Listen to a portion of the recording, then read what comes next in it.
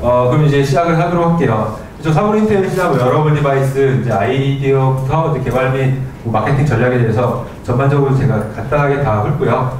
그 다음에 이따가 2시부터는 다 같이 이제 직접 기획을 해보고 같이 고민을 해보는 이런 자리를 갖도록 하겠습니다. 일반적인 프로세스를 전체적으로 간단히 정리해봤습니다. 첫 번째로 사물 인터넷이든 웨어러블 디바이스든 아이템을 선정해요. 아이템을 선정한 다음에 이 아이템이 제대로 작동이 되는지 기능적인 면을 먼저 보도록 합니다.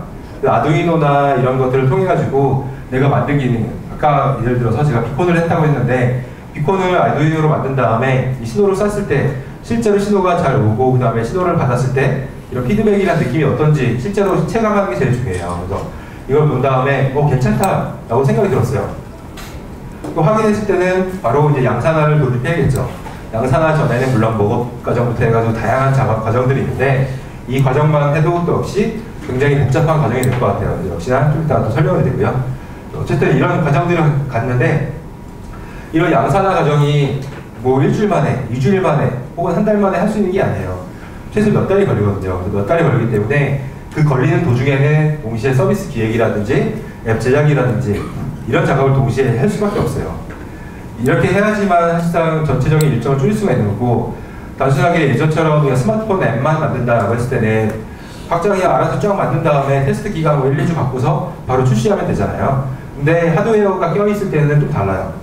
하드웨어가 껴있을 때는 여기 제작 완료 시에는 전파 인증이라든지 아니면 방수 인증이라든지 다양한 인증 절차들이 되게 많아요. 그래서 꼭 해야 되는 게 있고 아니면은 안 해도 되지만은 함으로써 더 좋아지는 것들이 있기 때문에 그런 인증 절차를 또 밟아야 됩니다.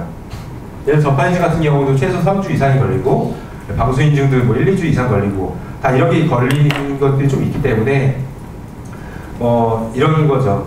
나 이번에 아이디어가 있는데 이거 다음 달에 출시할 거야. 말도 안 되는 소리예요. 그렇기 때문에 이건 정확하게 여유 있게 기존에 있는 스마트폰 앱처럼 이렇게 빨리빨리 진행할 수가 없고 여유 있게 좀 진행을 해야 됩니다. 게다가 하나라도 놓칠 시에는 미치는 거죠. 예를 들어 깜빡하고 전파 인증을 안 바꿔서 다 만들어 놨어요. 다른 인증 다 받았는데 그러면 전파 인증 또 한 달 걸리는 거죠. 그럼 또 딜레이가 또 되는 거고 이런 좀 문제점이 있기 때문에 사전에 이런 지식이 좀 필요할 것 같아요. 이것도 사실 저도 잘 몰랐어요. 이제 하드웨어를 했던 사람들이 어느 정도 기본 지식이라고 생각하겠지만은 하드웨어 안 했던 사람들은 몰라서 이제 내놓지도 못하고 계속 다시 백으로 돌아가야 되는 이런 부분들이 있기 때문에 걔뿐만 아니라 전파 인증 그래 우리 제품 나왔으면은 예를 들어 비콘이라고 할게요. 비콘 나왔으니까 양산 뽑았으니까 얘를 그냥 전파 인증 맡기면 되겠지? 또 아니었어요. 왜냐면 전파 인증 방법 예를 들어서 기기마다 다르겠지만은 비콘 같은 경우는 이렇게 돼 있어요. 내장 안테나가 들어있는데 안테나를 기판에서 뺀 다음에 그 기판하고 안테나 있는 제품하고 두 개를 전파 인증 맡기는 데다 맡겨야 돼요. 근데 저희가 처음에 제작을 했을 때는 안테나를 빼고서 만든 적이 없거든요. 안테나를 넣고서 만들었기 때문에 얘를 못 빼는 거예요. 큰일 났다. 이거 어떻게 하냐. 그래서 이제 제작했던 업체한테 말을 하니까 돈을 또 다 내는 거죠. 그러니까 처음부터 그거를 말했어야 돼요.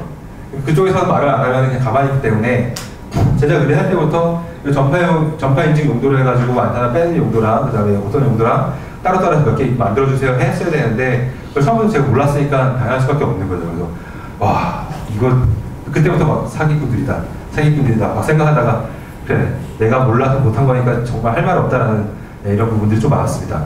어쨌든 이런 식으로 진행한 다음에 서비스 오픈이 돼요. 그래서 간단하게 4가지 파트로 나눴지만은 이 사이사이는 굉장히 긴 얘기들이 있을 것 같습니다.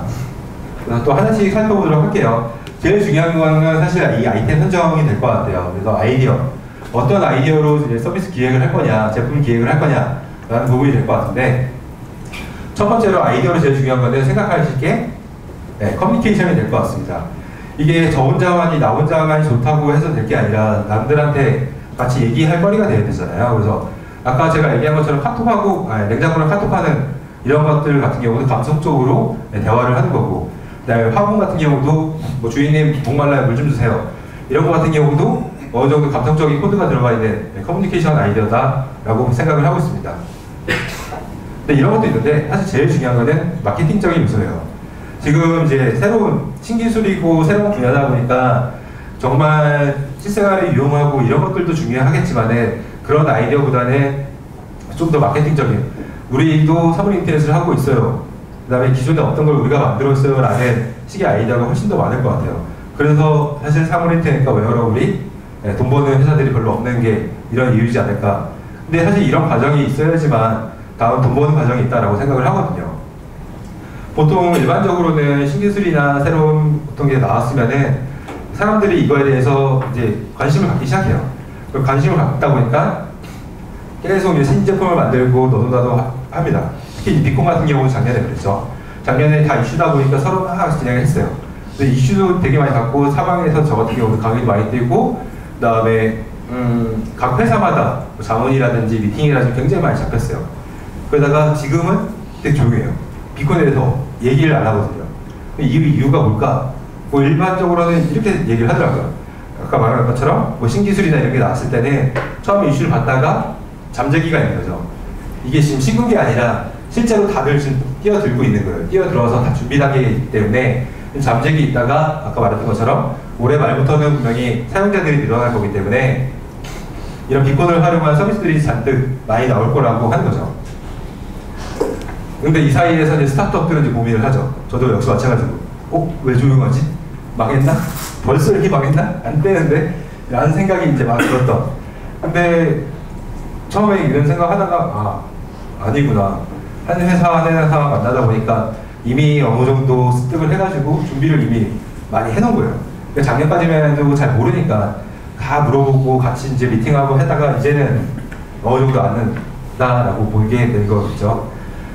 그래서 이제 아이디어를 이제 잘 이렇게 마케팅 요소로 어쨌든 잘 갖춰야 될 것 같습니다. 제가 아이디어를 내는 것들을 한번 알아보도록 할게요. 얘 같은 경우는 이럴 것 같아요. 기존 서비스에다가 웨어러블 디바이스든 사물 인터넷이든 붙이는 거. 그러니까 이게 현재 회사를 다니고 계시면은 그 회사에서 하고 있는 서비스에다가 이제 붙일 수가 있겠죠. 예를 들어서 실업 같은 경우는 기존의 스마트 월렛에다가 비콘을 붙인 케이스잖아요. 그런 것처럼 기존 서비스에서 불편한 기능이 무엇인지를 분석한 다음에 그 기능을 웨어러블 디바이스 혹은 사물 인터넷에 연동했을 때 괜찮을까? 라고 분석하는 게 좀 필요할 것 같아요. 이건 이제 두 가지 요인이 있어요. 진짜 사용자들한테 편할까도 있지만은 이슈, 아까 마케팅적으로 마케팅적으로 좀 얘기거리를 만들 수 있다라는 분석이 좀 많이 필요할 것 같습니다. 그 다음에 만약에 기존에 디바이스가 있으면은 예를 들어서 애플워치용으로 만드는 경우도 있고 혹은 제가 아예 애플워치 같은 걸 만들 수도 있겠죠. 그래서 그걸 또 살펴보는 거예요. 예를 들어서 제가 뭐가 있을까요? 헬스케어 앱을 만들었는데 혈액 내에 있는 산소 포도를 가지고서 뭔가 서비스를 만들고 싶은 거예요. 근데 혈액 내에 있는 산소 포도를 가지고 있는 그걸 측정할 수 있는 스마트워치는 한 개도 없어요. 전부 다 이제 그것만 되죠. 혈압이 아니라 뭐였죠? 심박 체크만 되잖아요. 그래서 이럴 때는 어쩔 수 없이 자기가 만들 수밖에 없어요. 그것도 사실 만드는 게 어렵지 않은데 센서 하나 만들면 되니까 그런 식으로 이제 자기가 필요한 게 있으면 직접 만드는 것도 충분히 검토가 필요하다고 생각을 하고 있습니다. 그 다음으로는 또 이제 아까 제가 설명을 했던 건데 구글 글래스 같은 경우 사진 찍기가 너무 편했어요. 편하다 보니까 얘가 좀 파노라마를 찍고 싶다. 그럼 파노라마를 한번 만들어 봐야지. 그럼 파노라마 사진 앱에서 필요한 하드웨어 스펙이 뭘까 생각을 하는 거예요. 물론 없어도 어느 정도 뭐 소프트웨어로 만들 수도 있겠지만은 얘를 가지고서 뭐 자이로 센서라든지 아니면은 뭐 가속 센서라든지 이런 것도 있으면은 고개를 돌릴 때 이거를 맞춰서 뭐 앱을 제작하기가 편하거든요. 그럼 과연 구글 글래스에 그런 게 기능이 있나? 살펴보는 거예요. 구글 글래스에는 자이로와 가속도 센서가 있더라고요. 있으니까 좀 더 만들기가 편하겠다. 혹시 없으면은 다른 생각으로 다른 아이디어로 이제 소프트웨어를 또 만들어야겠죠. 이런 식으로 해서 이제 사실 웨어러블 디바이스는 종류마다 다 들어가 있는 부품이라는 센서들이 다르기 때문에 각자 맞춰서 개발이 좀 필요할 것 같아요. 스마트폰 같은 경우는 그나마 거의 다 비슷하기 때문에 그냥 한 가지만 만들면은 뭐 안드로이드 종류별로 다 만들 수가 있고 아이폰도 종류별로 다 만들 수가 있을 것 같아요. 근데 웨어러블 디바이스는 종류가 너무 많고 회사도 너무 많기 때문에 전부 다 좀 많이 살펴볼 필요는 분명히 있습니다. 물론 기본적인 자이로나 가속 센서는 웬만한 웨어러블 디바이스는 다 갖추고 있는 그런 기능이 되겠죠. 그 다음에 비콘 같은 경우도 이제 아이디어를 저는 이제 계속 다른 회사가 기존의 틀을 계속 깨려고 많이 이제 고민을 하는데요. 비콘 같은 경우도 꼭 항상 벽에 붙여놓고선 지나가는 사람한테 쿠폰 쏘는 걸 생각했는데 그게 아니라 그 비콘을 가지고서 들고 다니면 어떨까라고 생각을 했어요. 그래서 작년 3월 달에 저희가 만들었던 게 어비케어라는 게 있어요. 어비케어 같은 경우는 혹시 리니어블이라고 아시나요? 네, 리니어블이 이제 미야세키잖아요. 그랑 똑같은 걸 만들었어요. 네, 똑같은 걸 작년 3월 달에 만들었고 저희는 하다가 적었던 게 B2B였어요. 리니어블은 B2C거든요. 그래서 걔들 머리 좋네 라고 생각했는데 제가 B2B를 만들어가지고 비콘을 애들이 팔찌를 차고 다니고 그 다음에 부모님들이 스마트폰 앱을 깐다 라고 봤을 때 자식이 자기 근처에서 멀어지게 되면 알림이 울리고 방향성을 알려줘요. 오른쪽에 어디 있다. 그러면 제가 비콘을 50m까지 간다고 했으니까 50m를 벗어나게 되면 어떻게 찾지? 당연히 다른 사람들의 그 앱을 이용해서 집단 지성을 이용해서 찾는 방식을 이용했어요. 사실 이거는 그렇게 큰 뛰어난 아이디어는 아니겠지만은 비콘 가지고 하는 거는 되게 특이했어요. 그래서 전 먹힐 거라고 생각했거든요. 그래서 바로 만들어가지고 전 처음에 찾아갔던 데가 에버랜드랑 롯데월드였어요. 왜냐면 애들이 많은 데니까. 둘 다 거절을 하더라고요. 왜지? 라고 했는데 그쪽에서는 우리는 애들 안 잊어버린다. 그렇구나. 갇혀져 있는 공간이기 때문에 그렇기도 한데 사실상 이제 이걸 도입함으로써 그 놀이동산은 애들을 잃어버리는 공간일 수도 있다라는 사람들한테 인식을 준대요. 그래서 그럴 수가 있구나 라고 생각을 해가지고 좀 접었던 이런 서비스가 될 것 같습니다. 근데 얘는 문제가 많아요. 사실 리니어블도 지금 잘 보시면은 작년 계속 이슈 엄청나게 받고 올해도 이슈 받다가 이번에 런칭이 됐어요. 3월 말에 된 걸로 알겠는데 지금 조용하죠. 조용한 이유가 뭘까? 라고 분석을 해보면은 사실 이거 리니어블만의 문제는 아니고 이거는 비콘만의 문제가 될 것 같아요. 비콘 같은 경우는 블루투스 4.0 기반으로 해서 2.4GHz를 쏩니다. 근데 이 신호는 철판이라든지 뭐 돌이라든지 이런 걸 신호를 잘 못 들어요. 못 듣는 거에 상관이 없어요. 더 중요한 건 물을 못 들더라고요. 그러면 애들이 물에 빠졌을 때 그건 아니죠. 비가 와도 신호가 잘 안 가요. 이게 엄청나게 큰 거예요. 그래서 이 외부에서 쓰기도 하고 실내에서 써야 되는데 습기가 많은 날은 작동을 안 하죠.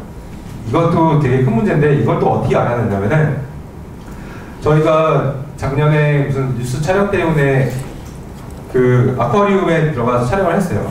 거기다 아쿠아리움에다가 이제 뭐 상어 앞에다 비콘 붙여놓고 펭귄 앞에 붙여놓고 그 다음에 앞으로 가면은 상어에 대한 얘기를 막 나레이션 막 재밌게 해주고 펭귄 앞에 가면 펭귄에 대한 내용을 막 해주는 거였어요. 와 이거 좋다라고 해서 제가 딱 이렇게 제안해서 MBC 뉴스 데스크에 나갔거든요.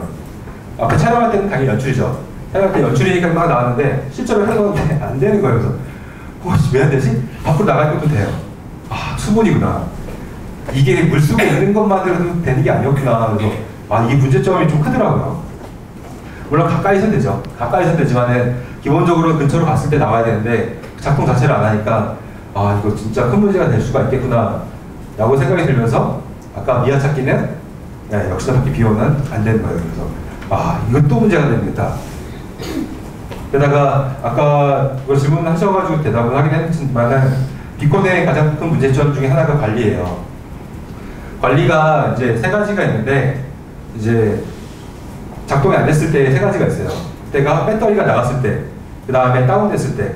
그러니까 다운된 거는 보통 코마 상태에 빠졌다고 하는데 코마 상태에 빠졌을 때, 그 다음에 고장났을 때. 근데 신호가 안 잡히는 거예요, 하나가. 그 세 개 중에서 어떤 건지 알아낼 수가 없어요. 가서 뜯어봐야 돼요. 뜯어서 배터리를 갈아보고 리셋 버튼 눌러보고 둘 다 안 된다. 고장난 거구나. 이렇게 파악을 해야 되는 거죠. 그러니까 진짜 환자를 하는 그런 부분이 좀 될 것 같아요. 배터리 체크 같은 경우는 어느 정도 실시간으로 돼요. 신호를 받으면은 그 신호값에서 배터리 잔량 체크를 받아올 수가 있기 때문에 그 배터리 잔량 체크를 또 어떻게 받느냐? 두 가지 방법이 있습니다. 국내에는 레포라는 회사가 있는데요. 그 레포라는 회사는 퍼플즈라는 회사가 있는데 거기서는 이제 뭐 공유기 같은 거 하나 만들었더라고요. 디텍터 같은 거를. 그래서 주변에 설치되어 있는 비콘들을 이쪽 신호를 받아가지고 각자 1번 비콘은 몇 퍼센트 나왔고 2번 비콘은 몇 퍼센트 받았고 이런 것들이 정보가 나오게 됩니다.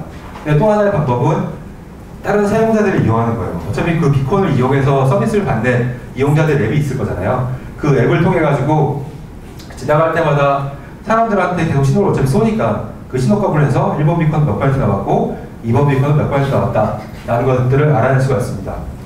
하지만은 그 사람, 지나가는 사람의 데이터를 제가 마음대로 쓰게 되는 이런 부분이 있겠죠.